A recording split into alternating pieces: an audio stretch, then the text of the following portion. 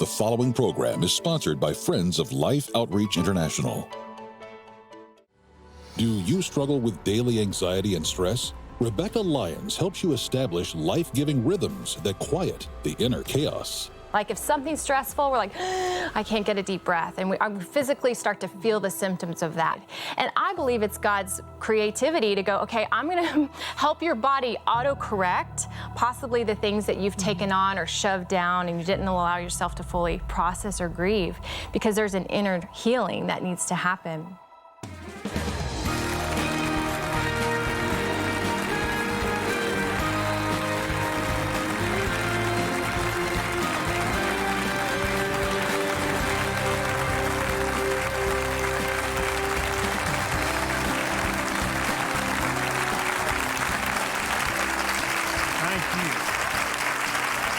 Thank all of you. Welcome to Life Today. I'm James Robertson. I just told all the group here in the studio how much we love the least of these and the too often overlooked.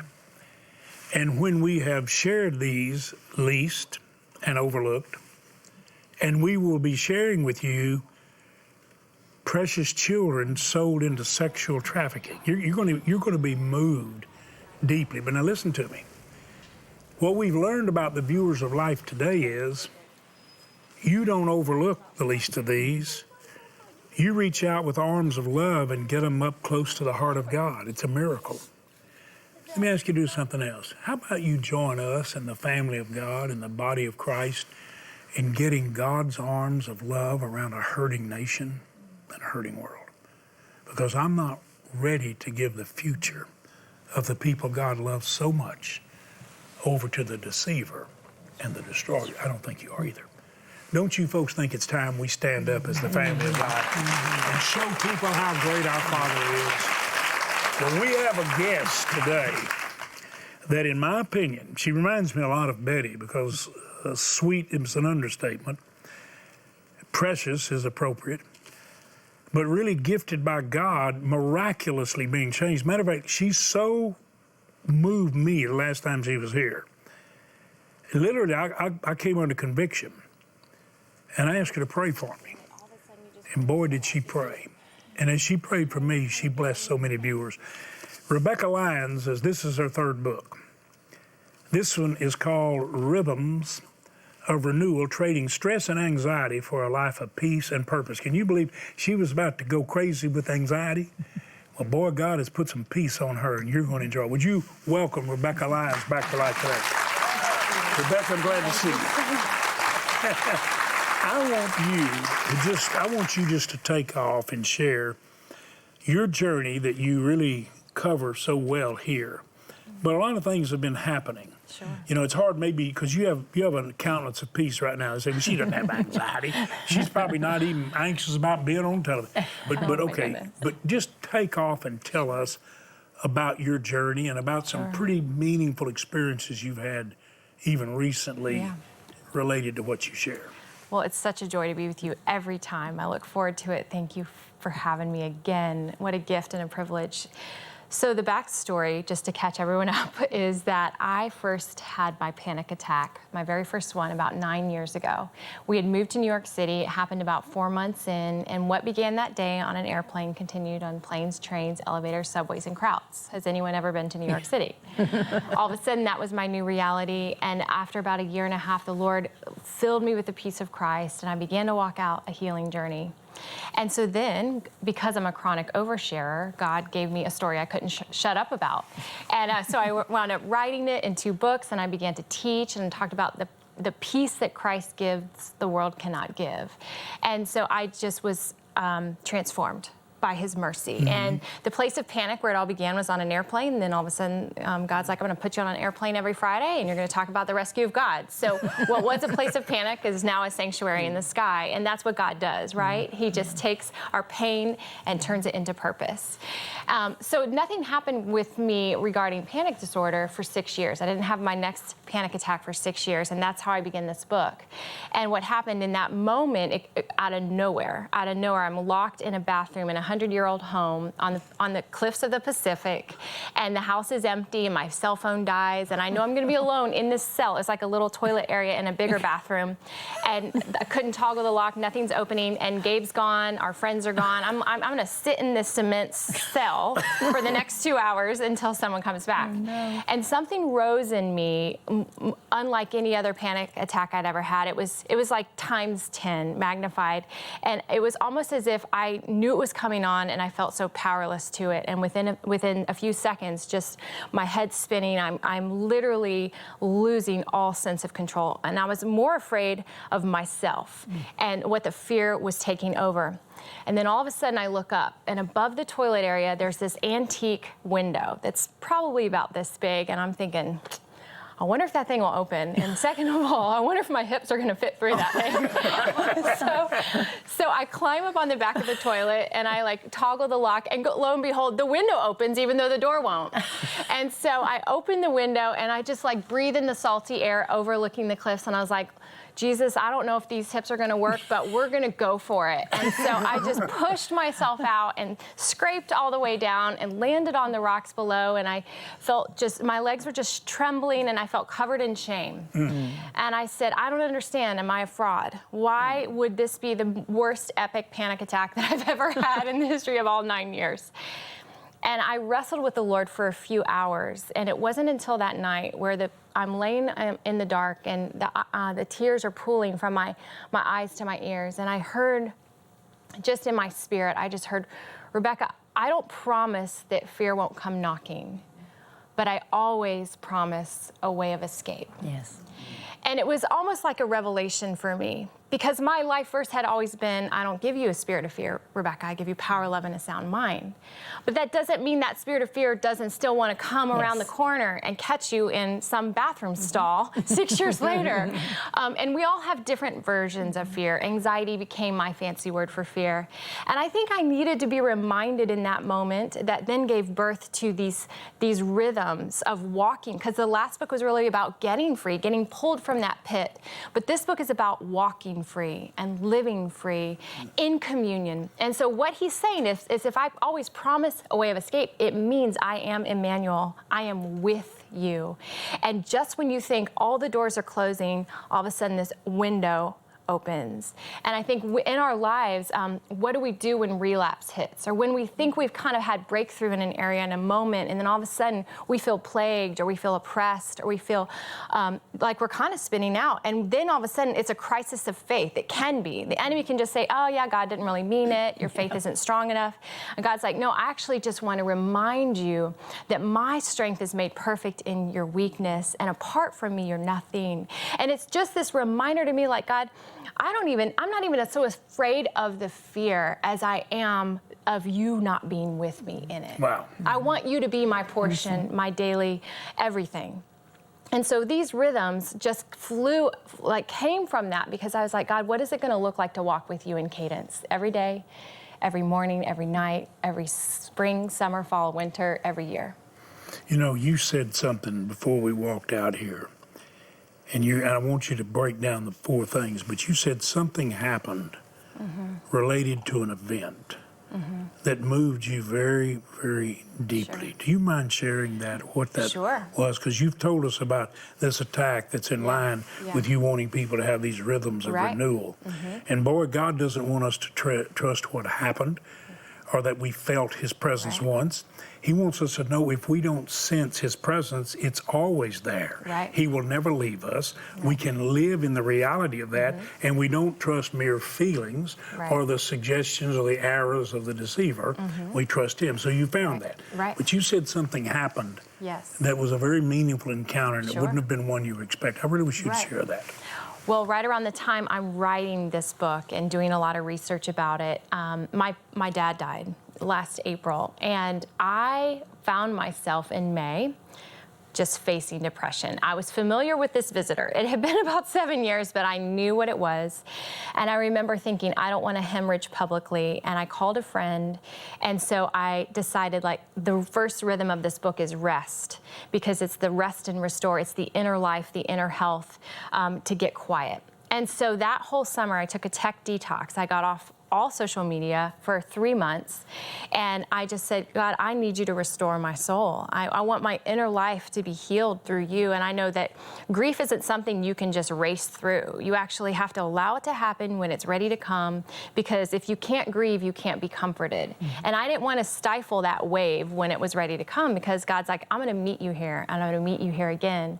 And right before my dad died, my mom gave me his study Bible from when I was 2 years old. And my dad had been a pastor before I was born, and then he wound up being a teacher with my mom for years and years and years. And when I opened the inside of the Bible, it said at the top in my dad's penmanship, it said, depression stoppers. And then when you looked, he listed out 7 verses and 7 truths that he would recite over himself. And it reminded me... Dealing with depression. Yes, dealing with worry, stress, anxiety. And it reminded me, like, this is a way of escape. Right here. This is the daily rescue of God, again and again and again and again, because sometimes the muscle memory of anxiety or depression can be our default. Like if something's stressful, we're like, I can't get a deep breath. And we physically start to feel the symptoms of that. In fact, the American Institute of Stress says right now in our society, 77% of us are showing physical symptoms of stress.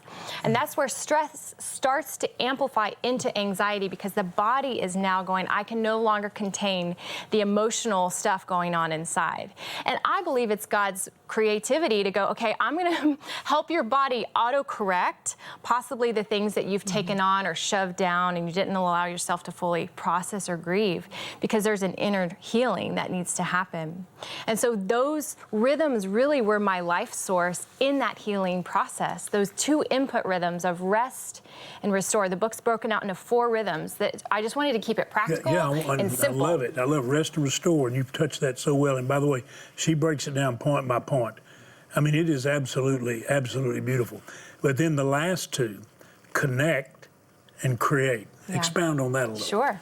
Well, the first 2 are input rhythms, because you can't give what you haven't received. And so rest is the inner life and restore is the physical life. So spiritual health and physical health. But then once you have actually taken a lot of time, like taking a walk and learning routines for deep sleep again, I wanted there to be data and science in every chapter paired with scripture. I know God made our bodies and he gave us his word, and he's like, these things need to come together so you understand what I have for you. Then when you've been filled up, the output rhythms are connect and create. And so output is your relational health. It's your marriage. I write a chapter on vulnerability or conflict resolution or parenting or apologizing first or be the friend you wish to have. I wanted it to be practical. And then the last one is create. And it's all about calling and vocation. What are the passions and the gifts that God established in the womb that he wants to fill you up and inspire you to go out and use those things? Wow. When my dad died, we had just said yes to adopting a 6-year-old from China. Our oldest is 18 and he has Down syndrome. Then we have 2 more that's 16 and 14. And then just when we think we're going to be empty nesters in 5 years, God's like, no, you're going back to kindergarten. and so he brought this treasure in our path, and we had said yes to adopting a little girl named Joy from China. And we were in the waiting period. And then my dad passes. And then in this anxious moment, I was full of fear. I was like, what am I thinking? I'm 40-something. What are we doing? Going back to kindergarten. And I just was filled with doubt and fear, and like we've made a mistake. And we were, that's what'll happen is you'll make these bold statements with faith. And right before you're ready to actually see the fullness of that obedience, the enemy's like, I'm going to just throw her an accusation. I'm going to throw something in her way to make her question everything. And all I heard in my spirit was fight death with life. Fight death with life. Death, yes, your dad is gone for a season, but he is an eternal life, right? I remember the veil was so thin. And so here we are, 7 months later, we are going to pick up Joy from China. Our gotcha day was in December. My dad had passed in April. And God said, just make her middle name, your dad's name. And so she's Joy Levy. His middle name was Levi, but I pronounce it Levy. Joy Levy She Lyons, because it was just this full circle moment of like, and I got to tell my dad we were adopting before he passed. Yeah, I whispered it in his ear, and I just know that it was God's way of saying like, there's going to be mourning and there's going to be rejoicing, and that's part of the cadence of life, the rhythm, right? There's going to be death, there's going to be resurrection. There's going to be grief, there's going to be joy, but I'm with you in all of it. Y'all appreciate, you appreciate Rebekah. Here is the book, Rhythms of Renewal. What you sense here, the spirit that is all over this precious girl, is all in this book. It's the joy of the Lord that is our strength. It's not just that we have His joy, the fact that He has joy over us. Yes. It is the smile of His pleasure at the fruitfulness that He can produce in a yielded life. Any field yielded to Him, any clay yielded to His shaping process. And I'm telling you right now, we have an opportunity. You know, I've said it at the beginning of the show and I said it to the audience here. We've got an opportunity to show a hurting world, too often a fatherless world and fatherless nation, the perfect Father revealed in the family that He loves perfectly and He wants to love through us. I really want you to drink deep of that truth. We have been left here to reveal the Father. Jesus reconciled us to Him, prayed that we would know Him as He does, and that we would love one another like the family of that Father. Let's do it. I don't think there's a single person watching that when you see what you're about to see, that will not be so moved by one of our friends, 10 grandchildren, and yet she keeps going to the ends of the earth, leaving those precious grandchildren, her own children, to go over and put the arms of love around the overlooked. Now watch this. You're going to see a mother that has plenty to do, plenty of responsibility, but she wants to get God's arms around someone that's been trafficked from the time she was 7 and then 9 and used in the most horrible way. Listen to me. I want you to see what love does, because we can get God's arms around these precious ones and totally set them free. No exaggeration. You're going to want to do this. Watch. I can't think of anything worse to happen to a child.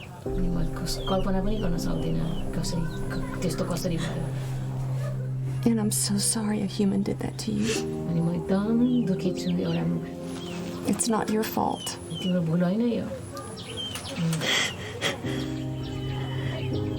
मतलब अर्कैले मलाई लिएर आयो कि उता 1-2 महिना त हामीले बाहिरै उतै बोर्डरभन्दा उतै काम गर्यो सुनौलीतिरै त्यहाँबाट अनि त्यस्तो गर्दा गर्दा गर्दै फेरि सुनौली पार गरेपछि अनि जसले मलाई किनेको उसले 1.5 वर्ष पाल्यो मतलब रुममा 1.5 वर्षसम्म फेरि त्यस्तो लाइनमा लिएर गयो जबरजस्ती नहीं तो मारेर फालिदिन्छु नहीं तो तँ यहाँ काम गर जबरजस्ती लग सक्दैन त्यति बेला जानै मान्छेहरू गिद्धले जतिहरू नहोस् सरी जाउँ त कहाँ जाउँ के गरौँ भनेर धेरै सोचमा हुन्थेँ म आज हेऱ्यो बाटो छैन भोलि हेऱ्यो छैन त्यही निराशको जिन्दगी गन्दगीमा जिन्दगी जिएर बसेर Mona's taken the time to open up her heart and relive horrible, horrible experiences and wounds so that you understand what's going on. Many of you have no idea, and you cannot even imagine that something this horrible could happen to a child, but it happens every day. We can stop that. So if you're watching this today and in your heart you feel like, oh, that really speaks to me, I'm asking you to go beyond that thought and to take action. We can't get back her childhood, but we can keep others from experiencing this horrible way of living.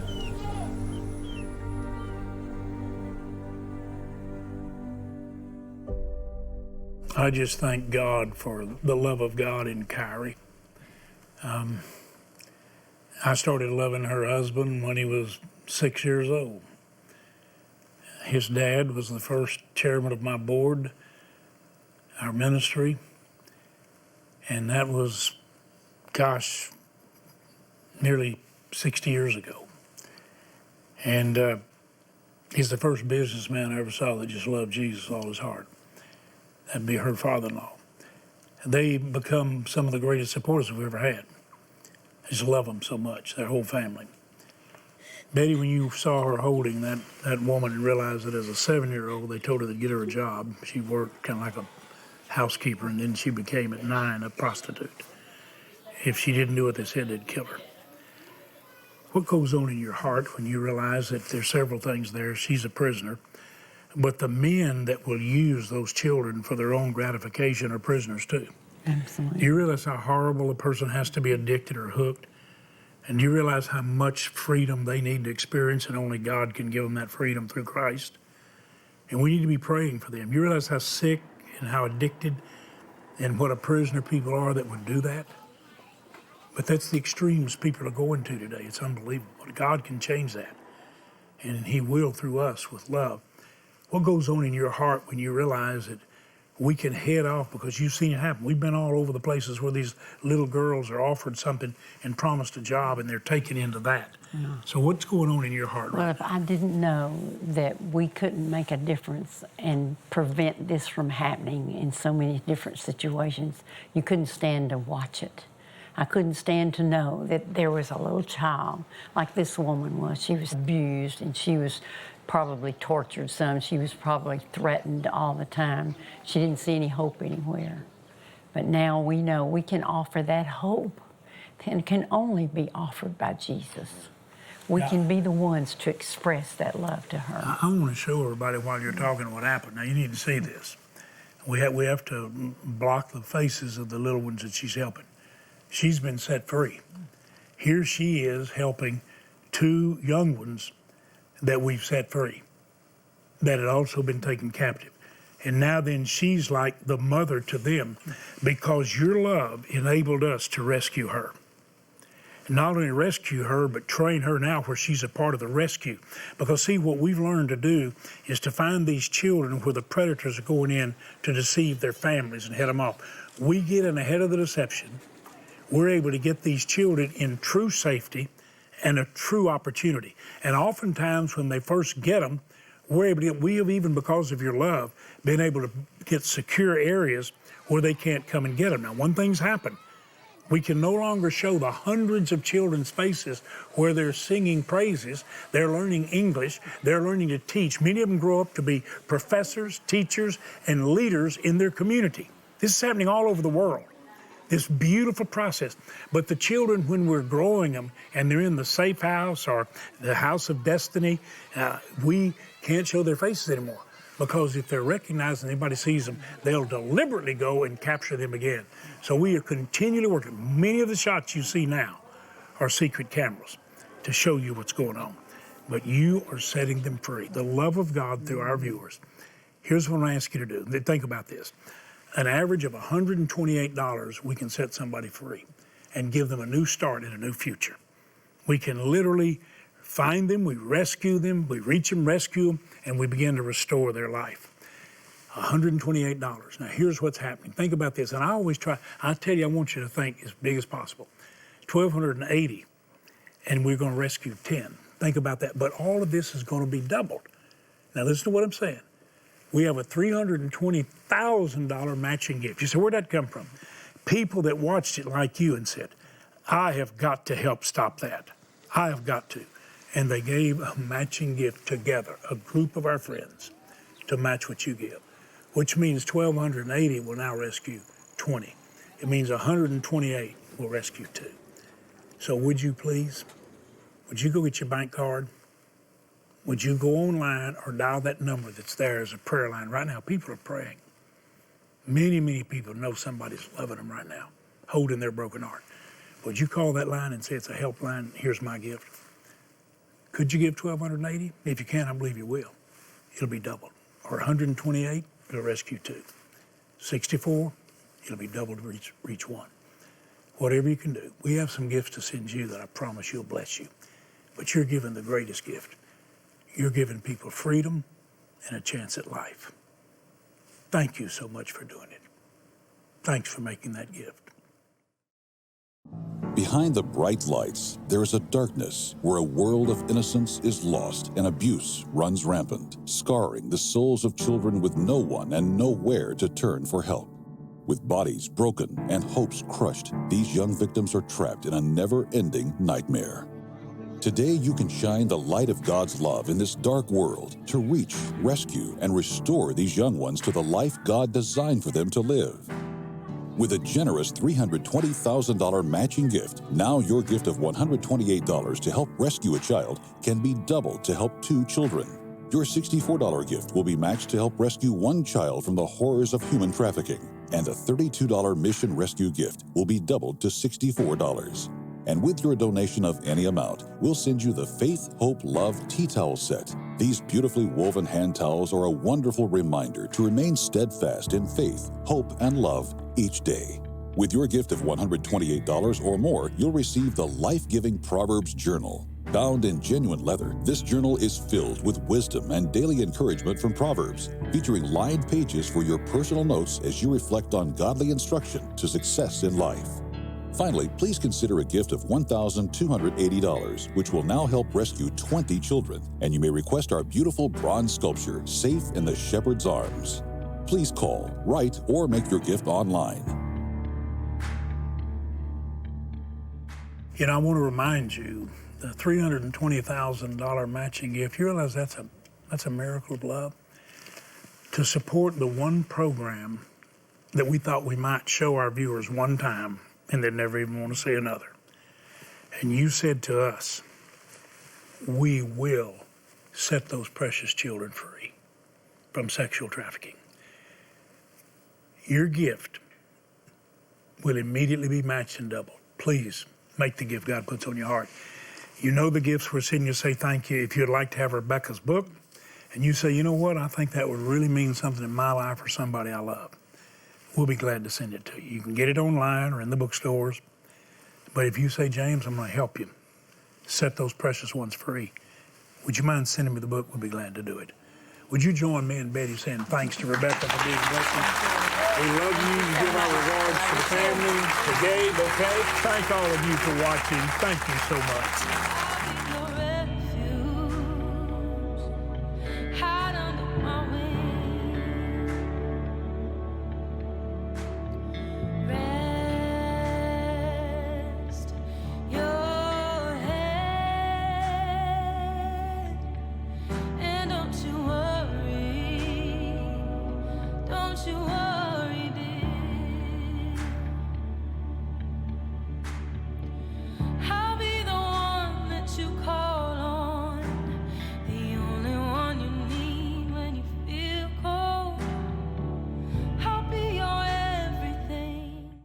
You can't be all God called you to be. You can't do all God called you to do because fear is going to limit what you can do.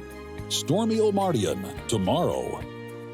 Life Today is made possible by the supporters of Life Outreach International. Your gift will be used exclusively for the exempt purposes of life. The ministry features specific outreaches as examples of the programs it supports and conducts. Gifts are considered to be without restriction as to use unless explicitly stipulated by the donor. The ministry is a member of the ECFA.